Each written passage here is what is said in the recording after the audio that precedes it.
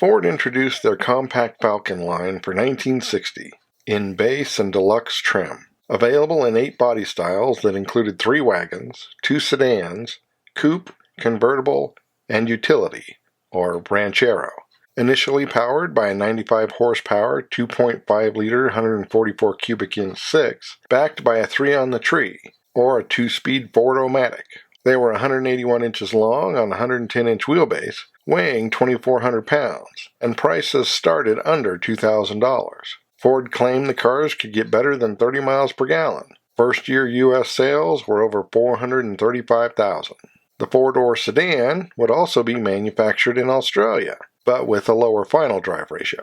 1961 saw several changes, including the addition of a bigger 101 horsepower 2.8-liter 170, and a Futura package was added, with bucket seats and seat belts and more. There was also a new Ford Falcon Econoline cab-over van and pickup, which used a solid axle front end, and Australia expanded the number of body styles offered there.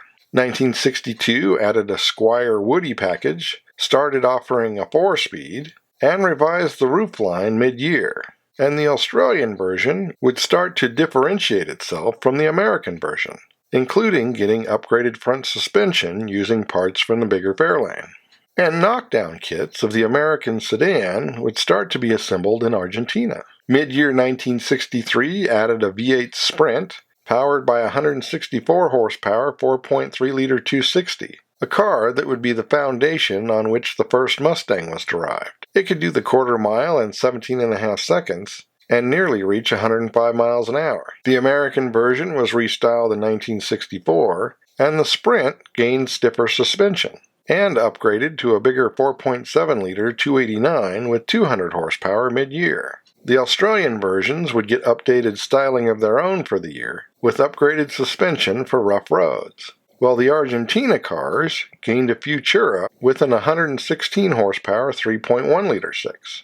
For 1965, a 3-speed Cruise-O-Matic became available in most markets, and in Australia, the Futura was replaced by a more upmarket Fairmont version. The American cars were restyled for 1966, essentially becoming shortened versions of the Fairlane, now only offered as a coupe, sedan, and wagon, up to 184 inches long on a 111-inch wheelbase and 2,800 pounds, except the wagon, which shared its wheelbase and most of its body with the bigger Fairlane wagon, and the Ranchero, which would soon simply become a Fairlane. The small 2.56 would start to be phased out, and a bigger 120 horsepower 3.3-liter 200 would be added to the options list. The sporty Sprint package was discontinued, as those buyers tended to opt for the Mustang, although the Falcon seemed to be the preferred choice for Trans Am racing. The Australian version shared much of its new styling with the American version, and would get the 200 horsepower version of the 289 V8 for the first time. But their wagons would use the regular Falcon wheelbase, as did the new wagon in Argentina, which was now mostly assembled with local parts. 1967 would introduce the Falcon GT to the Australian market, with a more powerful 225 horsepower 289 and a 4-speed, as well as a stretched version with its own distinct styling sold as the Fairlane. For 1968, the V8 models would upgrade to a 4.9-liter 302, bumping horsepower to 230, while the restyled Econoline would no longer be considered a Falcon. Outside the U.S., a 132 horsepower 3.6-liter 221 was also added, and the 4-speed made its way to Argentina. The Australian models got updated styling for 1969, and the GT would get a 291 horsepower 5.8-liter 351 Windsor, and could be ordered with an HO handling option. The following year would also gain the option of a 300 horsepower 351 Cleveland. Smaller engine sporty models were also offered as the new Grand Sport. The American Falcon would be replaced by the mechanically similar Maverick for 1970, but mid-year the Falcon name would return as a stripper version of the Fairlane Torino, but it would be very short-lived, while the cars from Argentina would get a significant facelift. The Australian Falcon would be restyled for 1972 with a much more modern design, and gained a 2-door hardtop. Most were 2 inches longer on the same 111-inch wheelbase, but wagon and ute versions were stretched to 196 inches on a 116-inch wheelbase, and front disc brakes became standard. The styling was even more aggressive for 1973, and there would be a number of appearance and feature packages. The Argentina Falcon also got updated for 1973, and although the profile still resembled the original, the rectangular quad headlights and updated interior looked like a much more modern car. And a Sprint package arrived with a wheel and tire upgrade, stripes, and an 166 horsepower version of the 221. In 1976, the Australian versions would be revised to meet new emissions and safety regulations, with styling that was supposed to be more aggressive, yet improved visibility. As a last hurrah to the sporty coupe Falcons, 400 Falcon Cobras were built for 1978, half with a 217 horsepower 351 and half with a 202 horsepower 302. With the 5.8 liter, it did a low 16-second quarter mile and could reach 125 miles an hour. While in Argentina, they would make another attempt to update the look of the original design. The Australian Falcons would be restyled again for 1979, this time trying to look more like what Ford was selling in Europe. And while the size remained pretty much the same, it went through an extensive weight loss program, losing about 300 pounds. The coupe was gone, but you could still get a ute. They would be freshened again in 1982 with updated front suspension, and it would be the last year of the V8, but a 5-speed became optional. The same year, the Argentina cars would see their last update to the styling. The Sprint was dropped, the Futura was renamed Ghia, and for the first time it could be had with a 2.3-liter 4 with 89 horsepower. In an attempt to provide a more economical performance option, Australia got a bigger 4.1-liter 6, initially providing 149 horsepower.